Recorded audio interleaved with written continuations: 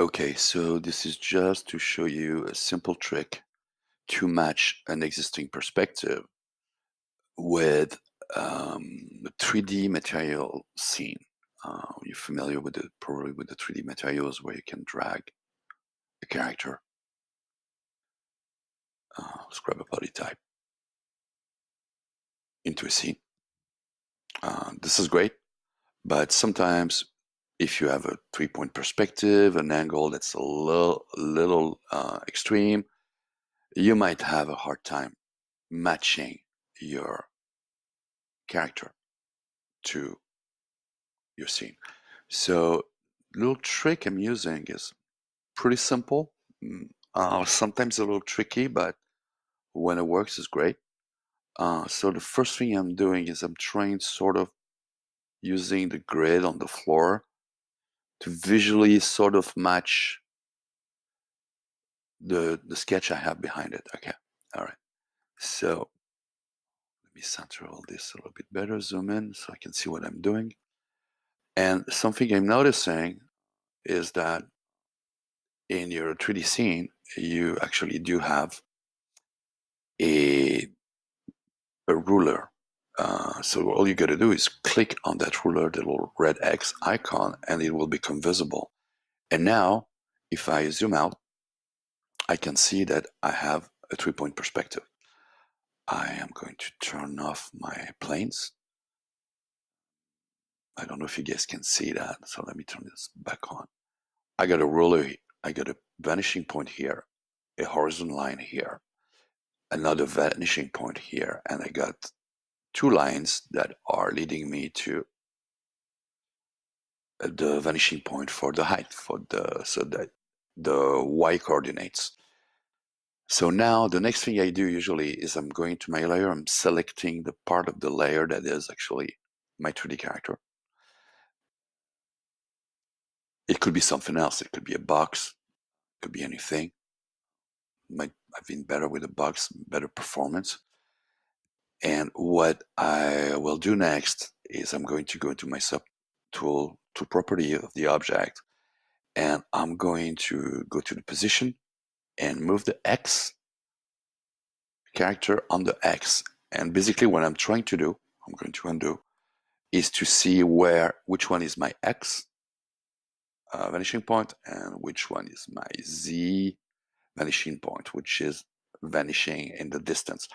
It's very important because when I'm doing my sketch, I already have an idea of, okay, which lines am I using? Like, I got two parallel lines here for that wall. They are going to converge, and it looks to me like they're converging in the distance. If the character would walk forward, it probably would walk toward this point. And these two lines here, this wall, that would be when he walks sideways to his left or to his right. So that would be my X coordinate. Okay, so I'm going to make my scene layer visible, and simply, since I have activated the perspective rulers, what I have to do, and now I am going to turn off the grids momentarily, because grids are very important, because sometimes you break your scene badly. So the first thing I'm going to do is I'm going to select my perspective rulers. If you're familiar with perspective rulers, they work the same here. I am going to move pretty much where I think in the distance the character is looking at, and I'm pretty much basing it roughly on it's looking down a little bit, just maybe the horizontal line is just a little bit over his head. You see that silhouetted guy in blue? The line goes here. And I'm going to grab this little circle icon. So basically I got two lines coming from my Y perspective, this one and this one. So the circles are for grabbing that line, and I'm going to go here, and this one I'm going to go here to pretty much catch the base of the wall. I'm not being super precise, but okay, I'm going to zoom in, and now you see that you have around these little circles, you get an X sign here, a plus sign here, and a plus sign here. The signs allow you to rotate around your anchor point, which is the circle, okay? And of course, since they're sharing the same horizontal line and that horizontal line is fixed, every time I'm gonna try to do something like this, uh, one line is gonna affect the other. The reason I'm still trying to do that properly is because I'm still trying to figure out exactly where my X vanishing point should be. So it actually helps me. And now what I will do, I will uncheck the fixed eye level, which means that when I'm going to move one line independently from the other line will not be affected, if that makes sense.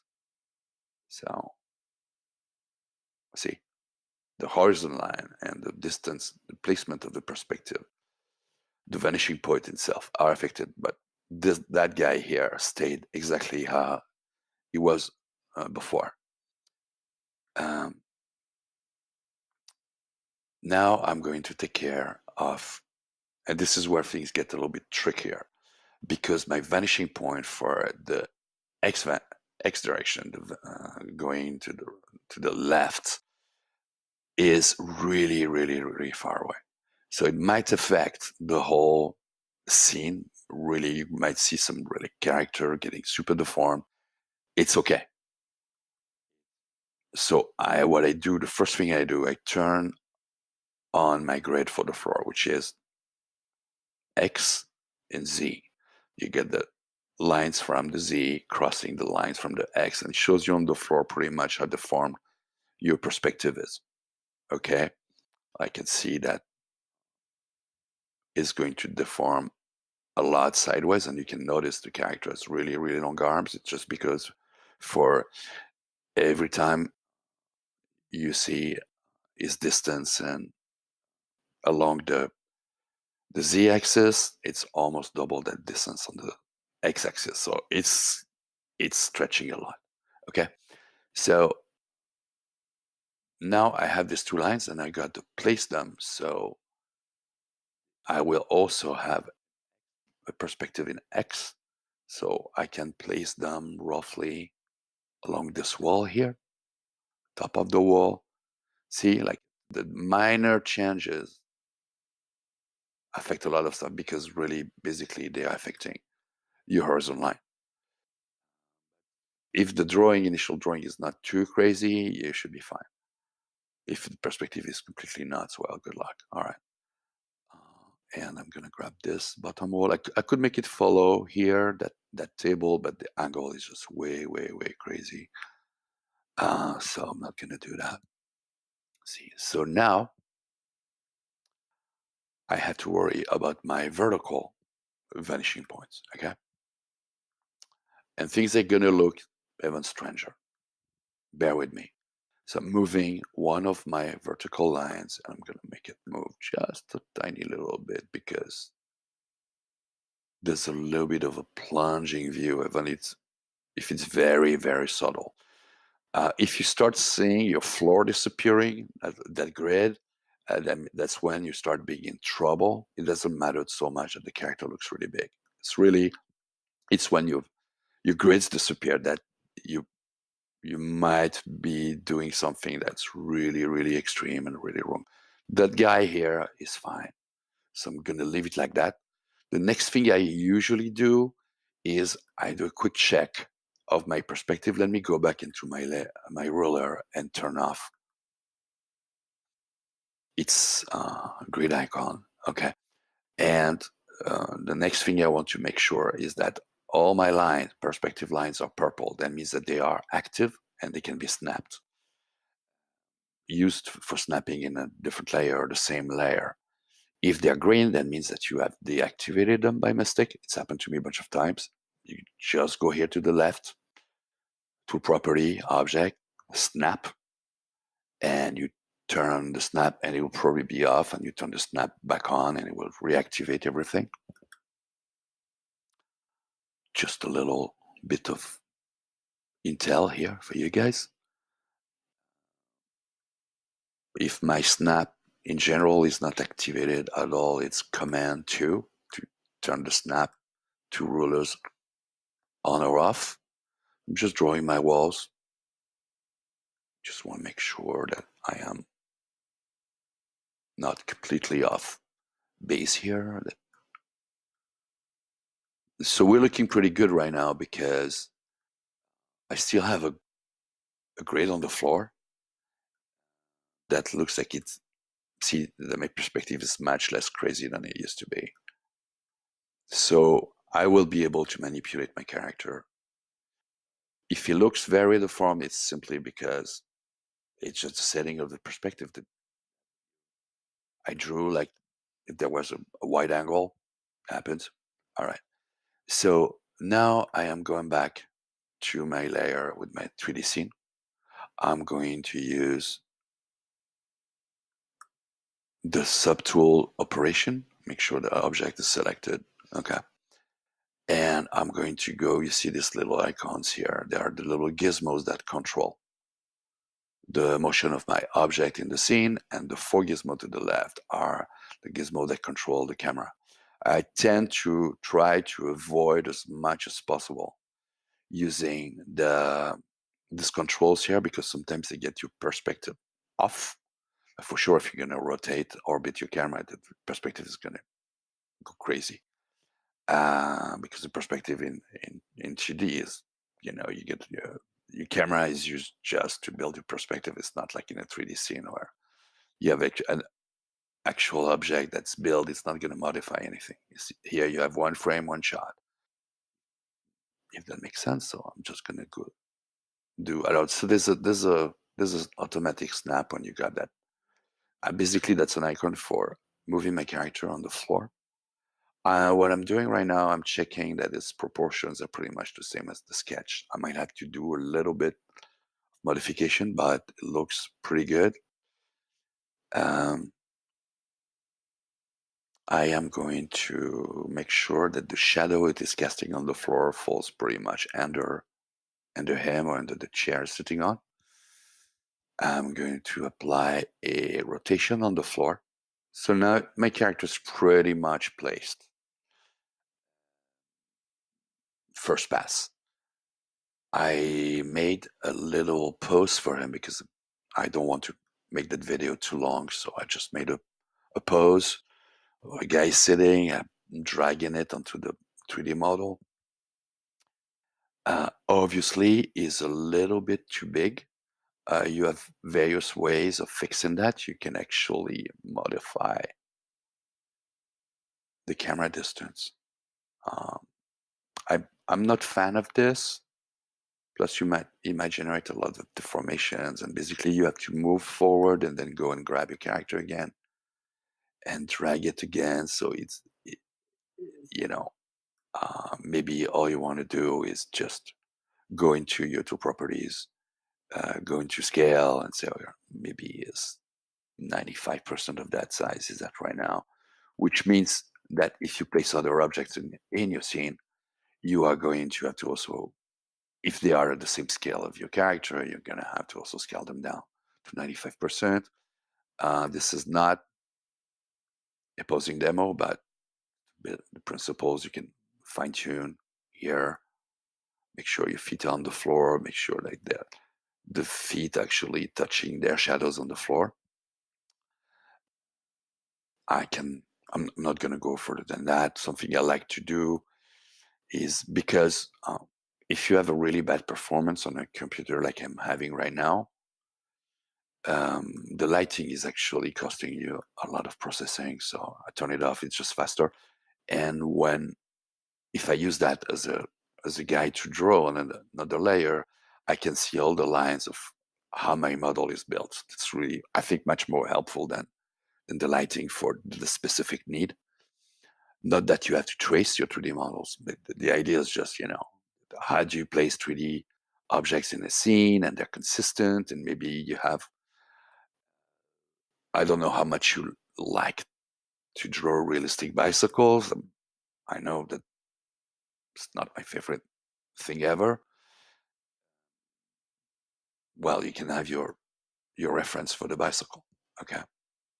So as you can see, there is deformation, and this deformation, I'm using the shadow on the ground to sort of figure out where I am. I'm actually much further. And basically you're having, let me select my 3D guides perspective ruler layer. Basically, it's just the nature of your perspective right now. It's matching, but you see that the ratios here are very, very extreme. Your squares, they're not squares anymore. So we're lucky because this is the center of attention. This is the place where where the character is sitting, where it's the least deformation.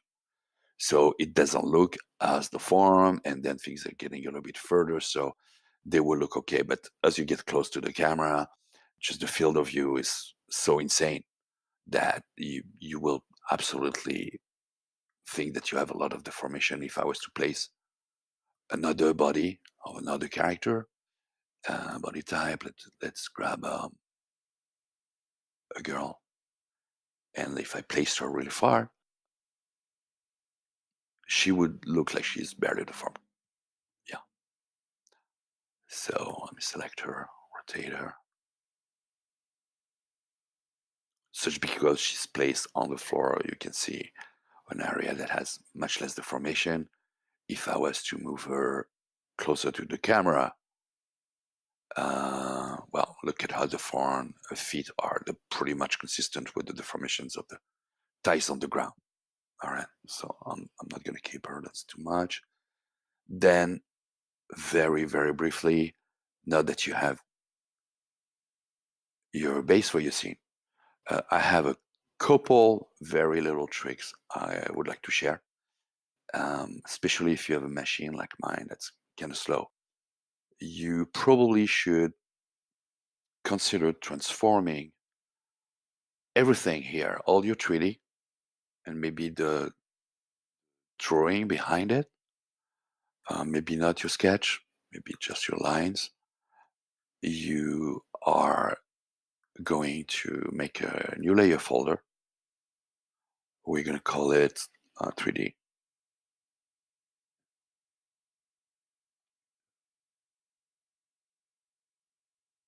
Just saying that's something that you might want to do, okay? I'm going to move these things into the layer. So that was my 3D guide. That was just my line art, red line art.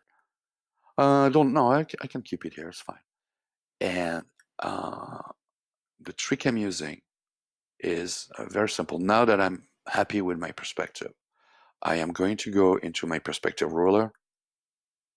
So it's a little bit convoluted, but it can be helpful. And when it's selected, if I right click on it, I have the option of copying my ruler, okay? So I'm going to maybe use my red drawing as a base for this, or just make a new ruler. And actually, I can make the vector layer, because if you do lines with the ruler, you have better options for erasing the ends of your lines if you go overboard or whatever. So I like perspective, the vector ruler, and I'm gonna right click on it.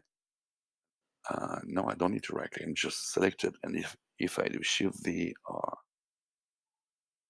Command V, yeah, what it did is actually copied my the 3-point perspective ruler into the layer where I am going to trace maybe my final architecture. Make this more transparent. Let me make this more transparent and pick a black. So, all right, let me go to my vectors. So my snap should still be on, yeah, because it's one active layer and one active layer only because the other one's hidden. And I can trace. And what's really cool about vectors, I'm just going to show that very, very, very, because it's so cool and you might know it already. Okay. This is why I like vectors. As you can see, I go overboard a lot. which is cool. I just, okay.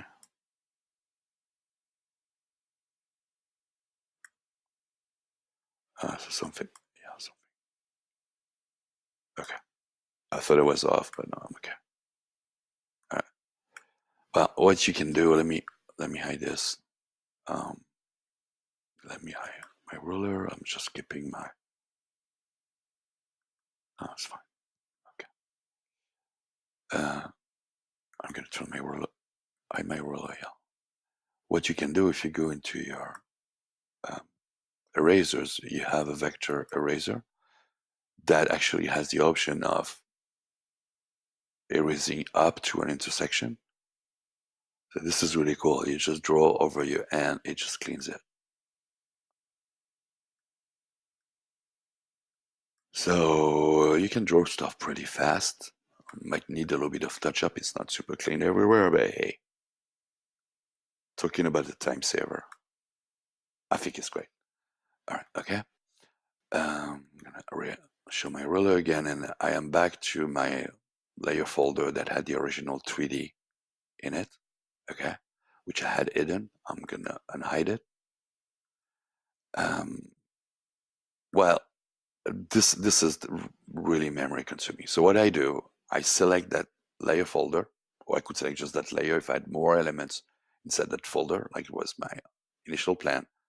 Right click, or go into my folder options, same thing. Go to file objects, convert layer to file object. Area, canvas size, that's fine. Copy paper settings, copy crop mark, default border settings, that's fine. Do I want to keep my original layer? No.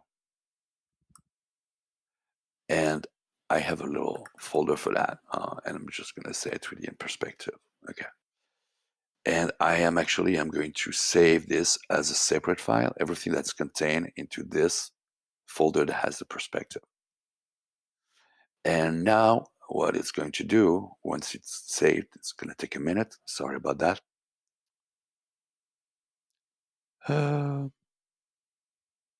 I could try to tell you guys a joke, but I don't know any. And by the time I start, the thing will probably be saved.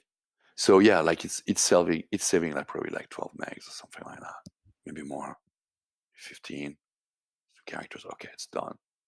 It's rendering the image right now, which means that here I am going to have something that's very similar to the smart objects in Photoshop, which are dynamic, instanceable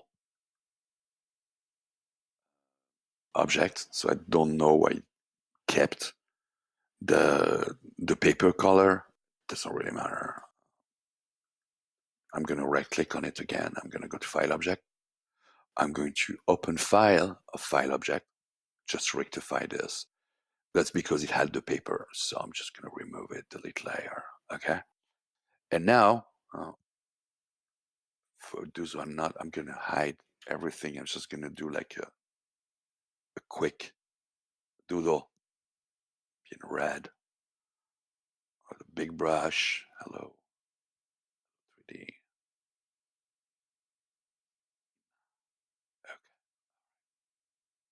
Show that stuff again.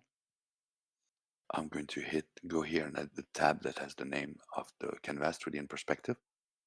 Close it. It's going to ask me if I want to save it. Yes. So it's going to save and then close. So sorry, it's going to take another couple minutes to save. But this is the trade-off is that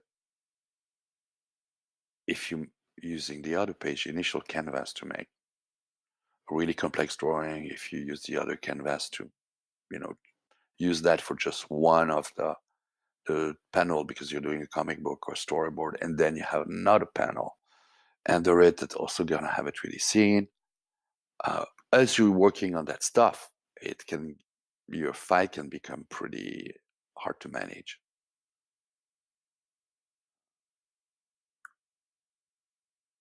Because Clip Studio Paint has the reputation of being very, very fast and very responsive, but keep in mind that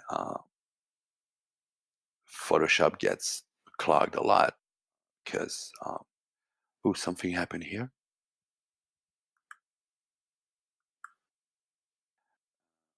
Yeah, I just, for some reason, I had a little offset.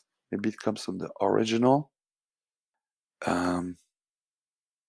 It's no big deal. I can move it. I don't know why. It's never done that before. It's never happened before, honey. All right, anyway. Yep. Oh, no, the character was fine. It's that thing that was...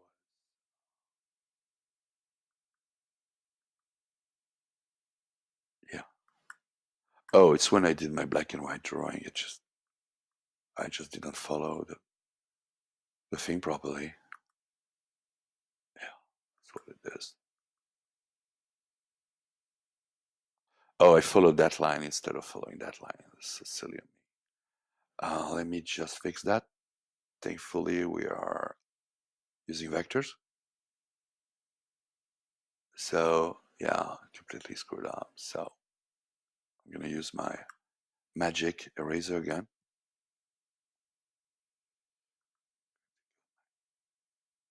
Yeah. Erase this. Erase this. Erase this. How silly. My color on top so I can see what I'm doing. Maybe making red. Apologize for the hesitation.